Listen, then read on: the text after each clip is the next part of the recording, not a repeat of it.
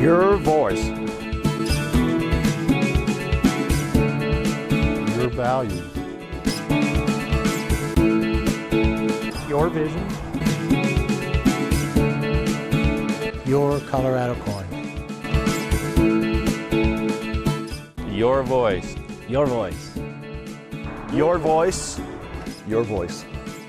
Well, I think, voice in agriculture is important, whether it be at the legislative branch at a Capitol or interviewing with Dow Chemical or some other need that we have.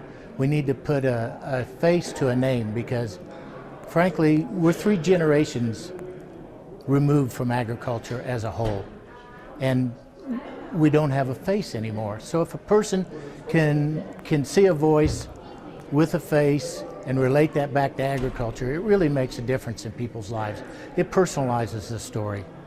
Until you get into it, you don't realize how much influence you can truly have over national policy, state policy. Well, I think it's important to have a voice at the table. There's a lot of regulations that are coming down, and so I think it's very important for agriculture to have a voice and be a part of the decision-making process. I think any entity has a need to have some representation at the Capitol only because they cannot be there and themselves on a day-to-day basis. And because things happen so quickly and there's so many different impacts, that everybody needs a voice that is not only the voice, but somebody that everybody recognizes as representing Colorado corn that they can go ask a question of or find out information from and everything. Less than 2% of the U.S. population farms or ranches is directly involved in it. You know, all of our leadership paths, we need to come off as professional and as leaders and be able to convey our message. I mean, and our message is a very important message to convey. So, Colorado Corn has done a lot for really being involved with the issues and keeping the producers informed on what's going on and how it affects them and what we can do to keep production agriculture very vibrant in the state. Some of the major highlights that we've had have been the transportation issues. You know, we had some legislative work done earlier on last year in 10 that needed to be refined, and so that we worked on with Representative Jerry Sonnenberg and got some of those things passed through. Water issues are always forefront on what we're dealing with. It's one of those things that if we don't have water in Colorado, we're not going to produce the amount of corn that we need here for our local usage.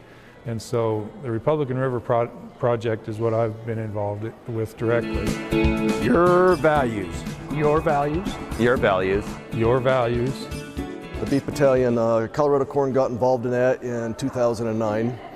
And the Beef Battalion, what we do is all the troops that come back from the war, Afghanistan, Iran, every one of them is going to get a steak dinner that comes back to Fort Carson. We start with, you can't get a better meal than a good ribeye steak dinner, and Colorado Corn supports our beef industry. That's where a lot of our end use goes to in our corn.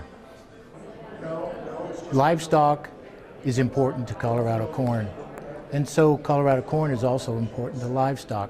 So there's a lot of things that we can agree on there, and to tell our story together. The two go hand in hand. The big issues in 2011, I think probably the misunderstandings around the fuel that we produce from number 2 yellow corn, which obviously is ethanol. I think for the most part, a lot of people have confused the issue or issues. They don't understand the good that it does, the jobs that it creates, and the independence from foreign oil. So there's a lot of misunderstandings out there because the voices on the other end have been very highly propagandized. So I think it's important for us to tell the story about ethanol and about what it really means to corn and to Colorado agriculture as a whole. Your vision. Your vision. Your vision.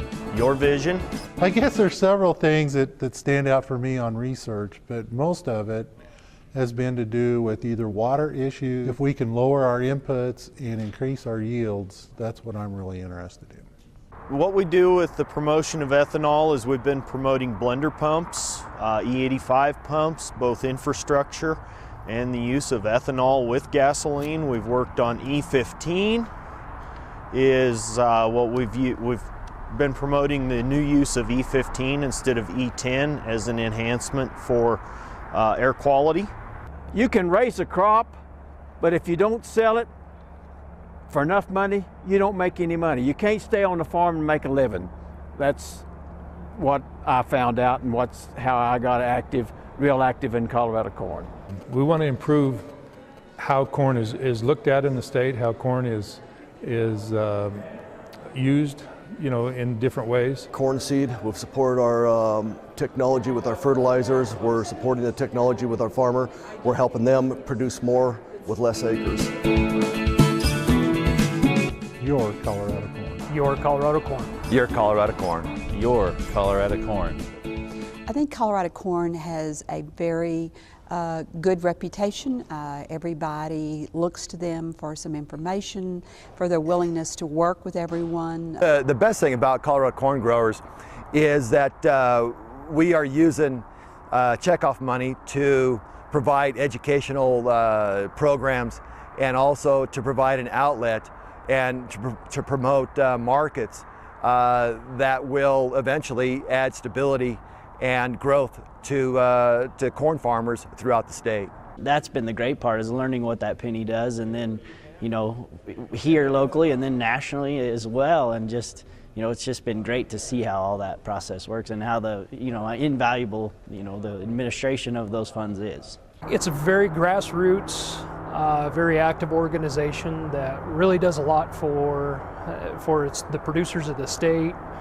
There's a lot of value that the corn growers give to everybody, from producers to industry people, all the way across the whole gamut of ag production. Colorado Corn is one of the premier organizations that helps its members through different ways, and it promotes corn in the industry that I produce. The organization is a lot more involved than I ever dreamed it would be. It's the political side is something that I thought about but never really was involved in, and got to be able to do some things like that here on the state level and national level both. The marketing things that we did, or that we are doing, are to try to help increase the value of corn. The things that started out when I was first on, the ethanol projects, starting to get ethanol facilities built, those kind of things that have been a learning experience for everybody. They get involved in regulation and policies. They get involved in promoting new products, new techniques that are being used in agriculture, and so it's just a great way for the people of Colorado to see all the positive things that agriculture does for their state. Well, I think Colorado corn is important for growers simply because it gives them a voice. It gives them a voice at the Capitol, whether that be here in Colorado or in DC. It gives them a voice on the research and development that we do with corn. It gives them a voice at the IRF, the Yuma Irrigation Research Farm. There's just a lot of places that we can be that not one individual can be. Your voice. Your values. Your vision. Your Colorado corn. To enhance our stakeholders' way of life. And to provide vision and direction for current and future challenges. By enhancing the value of corn. Being good land stewards. And providing service and education. That is our mission statement for Colorado corn.